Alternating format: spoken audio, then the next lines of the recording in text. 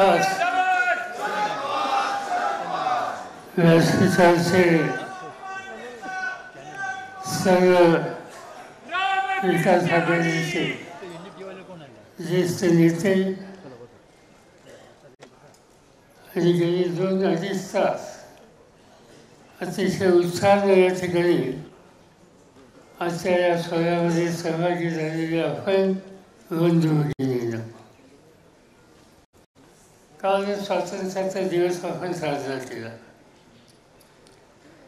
आणि आज आघाडीच्या वतीनं उद्याची महाराष्ट्राची आपली दिशा काय राहणार आहे आणि जे काही महाराष्ट्रावर संकट आहे त्या संकटातून महाराष्ट्राची सुटका कशी करता येईल या संबंधीची दिशा महाराष्ट्राच्या खेड्यापाड्या शहरामध्ये जे आपले लाखो सहकारी आहेत त्यांच्यापर्यंत या आजच्या सोहळ्याच्या माध्यमातून पोहोचावी त्यासाठी आजचं हे आपल्या सगळ्यांचे संदेश आहे. अनेक सहकारी मित्रांची वाटली जाईल आणि प्रत्येकानं महाराष्ट्रामध्ये जर परिवर्तन करायचं आहे त्यासाठी काय करण्याची आवश्यकता आहे याचं उत्तम मार्गदर्शन हे आपल्या सगळ्यांच्या समोर केलं. फक्त महाराष्ट्रापुरता विचार हे करण्याचे दिवस आता असं मला वाटत नाही. महाराष्ट्राचा विचार करावाच लागेल, पण अजूनही देशावरचं संकट पूर्णपणाने गेलं असा निष्कर्ष काढता येणार नाही. लोकसभेच्या निवडणुकीच्या वेळेला एक भूमिका आपण मांडली संविधानाच्या संदर्भात.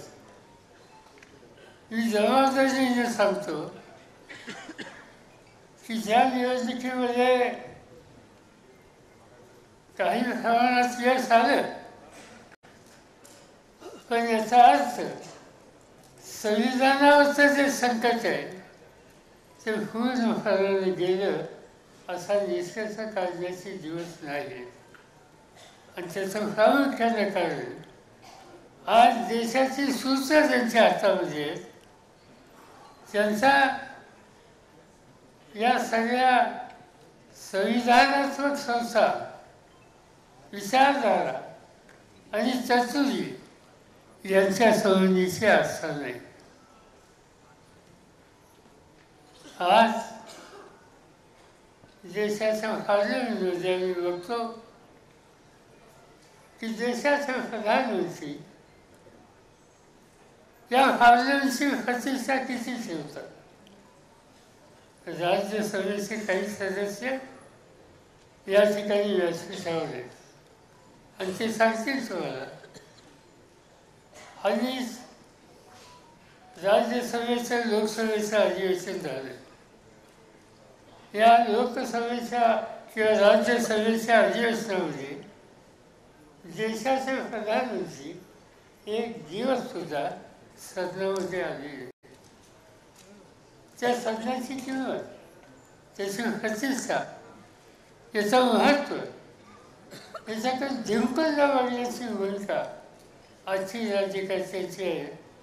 आणि त्याची प्रचिती आम्ही जे लोक लोकसभे किंवा राज्यसभेमध्ये आहोत त्यांना पुन्हा पुन्हा बघायला मिळते. आज काही इन्स्टिट्यूशन्स आहेत, संस्था आहेत, सत्ताधारी पक्ष, विरोधी पक्ष.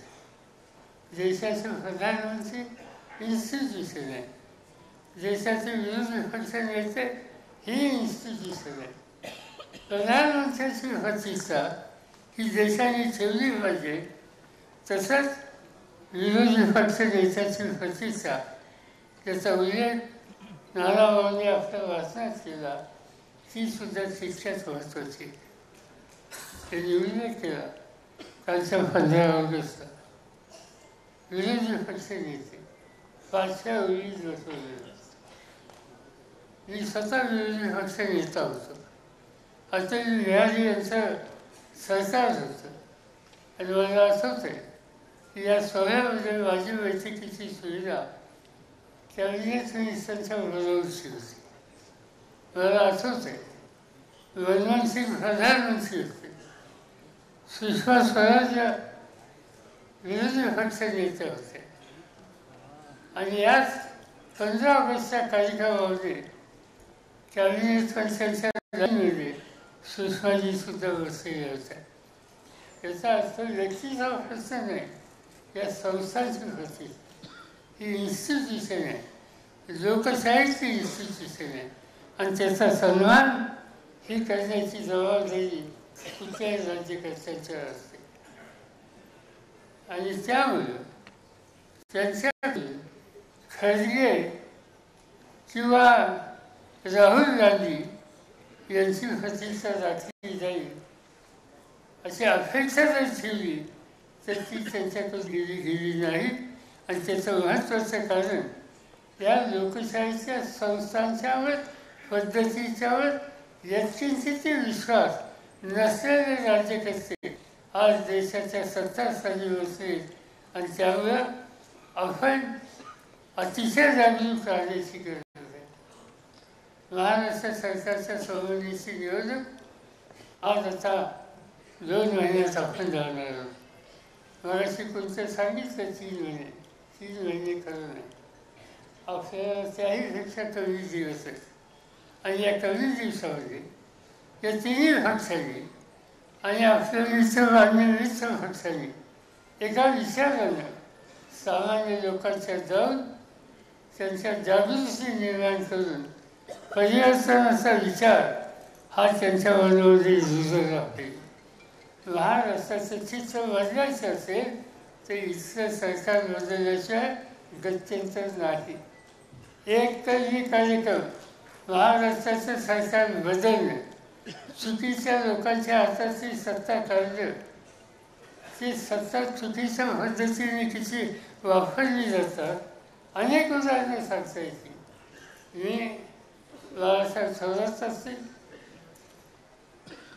जयंतराव फाशी असतील किंवा शिवसेनेचे विधानसभेचे नेते असतील, यांना धन्यवाद देऊ इच्छितो की त्यांनी एक गोष्ट फार चांगली केली.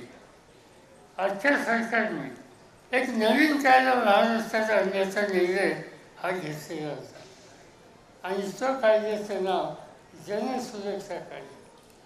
तो कायदा विधिमंडळामध्ये इंट्रोड्यूस केला.